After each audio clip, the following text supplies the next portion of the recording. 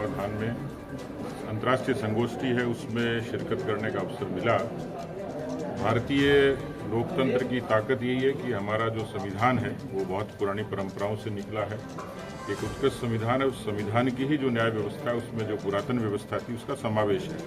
हम प्राकृतिक न्याय के सिद्धांत पर यकीन करने वाले लोग हैं। सर्वे भवन्तु सुखिनः और वसुधैव कुटुंबकम की अवधारणा पर हम लोग काम करते हैं और इसलिए आज भी भारत का संविधान और भारत की न्याय प्रणाली वो उत्कृष्ट है, दंड देने में कम और सुधारों में ज़्यादा यकीन करती है। और इसलिए कहा गया है धर्मो रक्षिता है, जो धर्म की रक्षा करता है धर्म उसकी रक्षा करता है। इसलिए आज भी हम दुनिया के दूसरे देशों से एक अच्छी न्याय प्रणाली के साथ, अच्छे संविधान के साथ, अच्छे लोकतंत्र के साथ हम लोग जीवंत हैं। इस तरीके की संगोष्ठियों से जिसमें पूरे देश भर के लोग आते हैं, विद्वान आपस में एक चर्चा विमर्श करते हैं, उससे निश्चित रूप से एक ऐसा साहित्य निकलता है जो नई पीढ़ी को एक नए स्कॉलर को दिशा देता है। तो मुझे आनंद हुआ हमारे पुराने विश्वविद्यालय में आगमन के कारण भी और ये अवसर देने के कारण एक अच्छी व्यवस्था और एक अच्छा संवाद यहाँ हुआ। तो लगातार क्योंकि दृष्टि में आप आए हैं, लगातार जो छात्र हैं वो छात्र संघ चुनाव को लेकर भी कई बार आंदोलन करते थे, तो क्या लगता है कि इस बार छात्र संघ चुनाव या अगले साल 25 को छात्र संघ चुनाव निष्पादित होगा?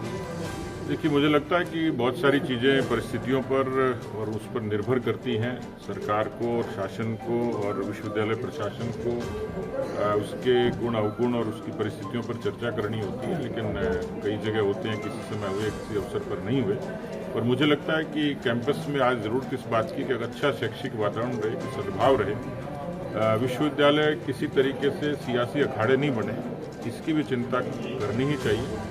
लेकिन जहाँ तक विद्यार्थियों के लोकतांत्रिक हकों की अधिकारों की बात है, और मुझे लगता है कि योग्य समय इस बारे में सरकार और प्रशासन और विश्वविद्यालय सब मिलकर कोई न कोई अच्छा समाधान निकालेंगे। प्रोफेसर राजेश कुमार पूनिया जी, आप सभी से आग्रह है कि कृपया दीपक प्रज्वलन पुरस्सर 3 दिवस से आयोजित हो रही इस अंतर्राष्ट्रीय संगोष्ठी के समापन सत्र का शुभारंभ करने हेतु आप सभी से आग्रह है। जलवायु परिवर्तन के संबंध में जो आज पूरे विश्व के अंदर COP29 भी बाकू में हो रहा है, लेकिन भारत के अंदर क्या स्थिति है इसके बारे में सब लोग जानते हैं। तो जलवायु परिवर्तन में पर्यावरण संरक्षण और मैनेजमेंट में भगवत गीता का क्या रोल हो सकता है और हम उसका किस तरह संदेश दें कि हमारा भारत देश इस पर्यावरण संरक्षण के अंदर एक अहम भूमिका निभाए। देखिए, भागवत गीता की अगर आप बात करेंगे तो भागवत गीता अपने आप में एक कंप्लीट स्पिरिचुअल टेक्स्ट है और ये कंप्लीट फिलोसॉफिकल टेक्स्ट है। अगर भागवत गीता का क्रक्स अगर हम जहाँ देखेंगे तो वो है सांख्य दर्शन, और सांख्य का जो मूल है वो अल्टीमेटली जाकर के कहता है कि आप में और उस सुप्रीम डिवाइड में, यानी सुप्रीम जो कॉन्शियसनेस है ना, वो हम में भी कहीं ना कहीं विद्यमान है। तो जो अहम ब्रह्मास्मि और तत्वमसी का जो कॉन्सेप्ट है उसको भागवत गीता भी अप्रूव करती है, क्योंकि सांख्य दर्शन का भी मूल तत्व कहीं ना कहीं यही है।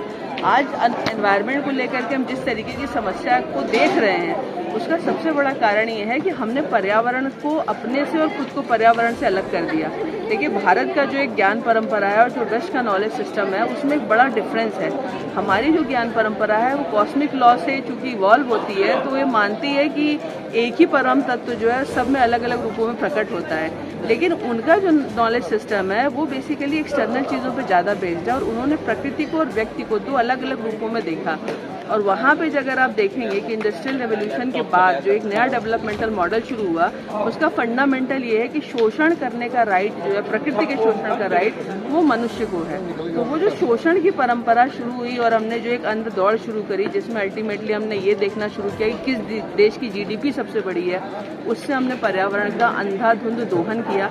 असल में आज की समस्या में अगर हम देखते हैं कि 1972 के स्टॉकहोम कॉन्फ्रेंस से लेकर अभी तक क्यों इतने सारे सस्टेनेबल गोल रखने के बाद, इतनी सारी इंटरनेशनल कन्वेंशन, ट्रीटी सबके बाद में हम उसको अचीव नहीं कर पा रहे हैं, उसका सबसे बड़ा रीज़न ये है कि हमारी जो अंडरस्टैंडिंग है वो वेस्ट की अंडरस्टैंडिंग पे बेस्ड है और वेस्ट की अंडरस्टैंडिंग में फंडामेंटल प्रॉब्लम है।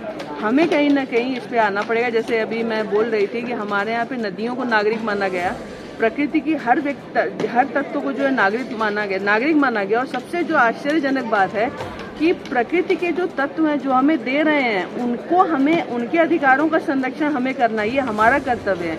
यानी प्राकृतिक चीज़ों के लिए के प्रति कर्तव्य जो है वो हमारा है, और उनका जो कर्तव्य है वो है हमें, क्योंकि ऑलरेडी देती रहती है पर हमें इसका रियलाइजेशन नहीं होता। तो प्रकृति के अधिकार होंगे और मनुष्य के कर्तव्य होंगे, ये भारतीय दर्शन है। और हमने अब जो नैरेटिव सेट कर दिया उसमें ये है कि मनुष्य के अधिकार और प्रकृति के कर्तव्य हैं। ये जो नैरेटिव उल्टा चला है, इसके कारण जो है पूरी देश और दुनिया को बहुत नुकसान हुआ है। और अगर हम भागवत गीता को समझेंगे तो हम इस तत्व को भी समझेंगे। बहुत बहुत धन्यवाद। विभाग के इस अंतर्राष्ट्रीय संगोष्ठी के गरिमापूर्ण समारोह में हम सबके बीच में उपस्थित प्रोफेसर अल्पना कटेजा जी, प्रोफेसर राम सेवक जी, सीमा सिंह जी, निखिल कुमार जी, रमेश गुप्ता जी, भाई राजेश पूनिया जी, उपस्थित सभी गणमान्य बहनों और भाइयों। वैसे जब रमेश जी 2 more minutes बोल रहे थे और उसके बाद उन्होंने 3-4 बार ऐसा कहा तो मुझे लगा कि मेरे टाइम में कटौती हो रही है,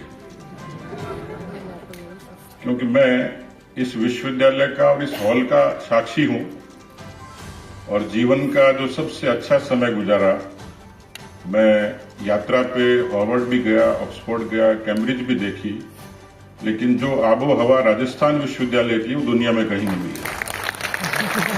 3 दिन से ये विषय जो है चर्चा का विषय बना हुआ है। मेरा ये मानना है कि जब भी जिसने भी इसके इनविटेशन कार्ड को देखा तो उसने एक स्वाभाविक सा प्रश्न किया कि क्या संस्कृत का विधि और न्याय से क्या इतना संबंध है।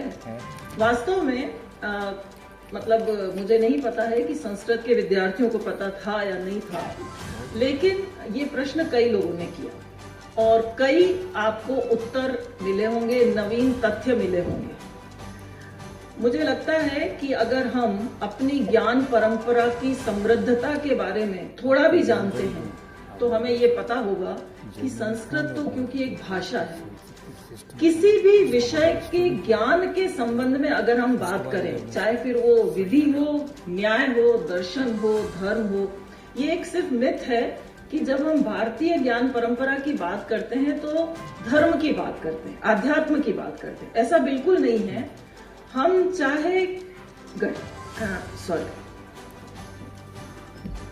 हम गणित की बात करें, चाहे हम अंतरिक्ष विज्ञान की बात करें, किसी भी विषय के बारे में बात करें, हमारे ज्ञान का अथाह भंडार उपस्थित है। अब यहाँ पर मेरे से पहले वक्ताओं ने कुछ ऐसी चीजें रखी जिसको मैं समराइज करना चाहूंगी। You have to be proud of your culture, you must learn Sanskrit. Sanskrit is the rich language and you must make yourself sure that you learn about your culture and language। एक बात और भी कही उन्होंने